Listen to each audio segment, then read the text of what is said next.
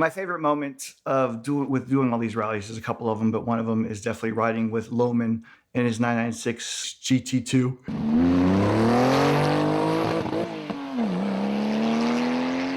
On Cannonball Run Europe, that was 2003, and it wasn't like a real Cannonball Run. They were just using the name. It's just this one rally. Went through UK, Morocco, France, and Spain. I got to ride a half day with him in France, and it was just the most insane drive of my life. Like, I didn't even care if we wrecked that day because I was with this rally legend, Rob. We're in a right-hand drive GT2. I'm the passenger, so I'm like reaching for stuff around corners trying to hold on. Just one of the best experiences I had covering rallies.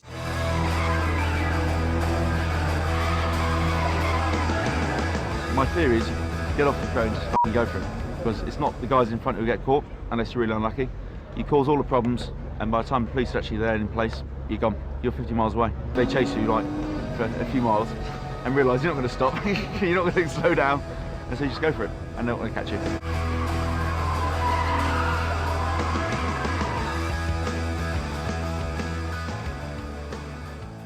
I was on another Savage Garage rally. Every day we were assigned a car, and I was assigned the Rolls-Royce Wraith, the big two-door.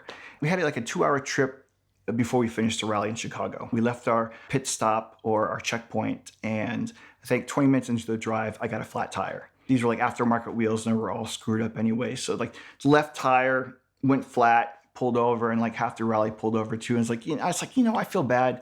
It's the last day of the rally. It's 2 more hours. I said, you guys meet me at the hotel in Chicago. Go party.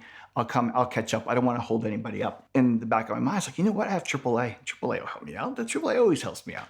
Not realizing that AAA is going to pay a tow truck driver like, what, $20 to tow this car, a $400,000 Rolls-Royce, 2 hours to a hotel.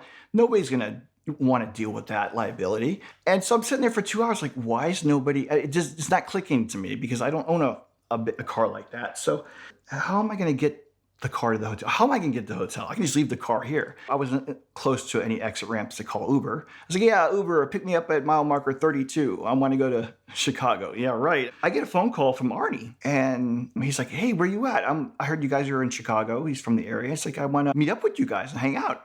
I was like, where are you at? Because I'm stuck on the side of the road in a Rolls-Royce, and none of the tow truck drivers are picking me up. And turns out he was a couple miles back on the same highway I was stuck on. I was like, oh my God, this is awesome. 20 minutes later, Arnie shows up, Mr. Cannonball himself shows up in an Odyssey minivan that rescued Dustin in a Rolls-Royce Wraith.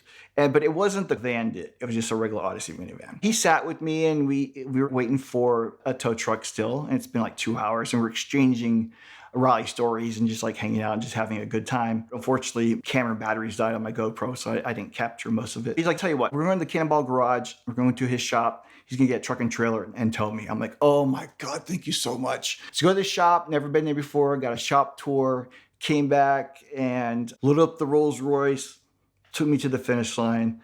Arnie's my hero. One of my favorite stories while covering these rallies. I almost died on a rally, believe it or not. Let me explain. So I was getting ready to do the Savage Rally, and it was actually in Maryland, which was only an hour from my house, and I was excited. I didn't have to fly or drive several hours to start this rally. A couple of days before the rally, I started getting this stomach pain, like this dull stomach pain. It wasn't painful, but there was something not right. This is 2021, so this is the time in the DC area, if you had, I'll just say the virus because I don't want to get the video taken down. They would go to urgent care to get tested so they can go back to work. I need to get this checked out before the rally, but every urgent care had 20 people in line and like one doctor so they can do the test up the nose. I don't really want to sit here and deal with this. It's not really that serious. Maybe I'll get my stomach checked, after the rally. I come to a traffic light, and I could either make a right to go to my house or straight to go to the ER.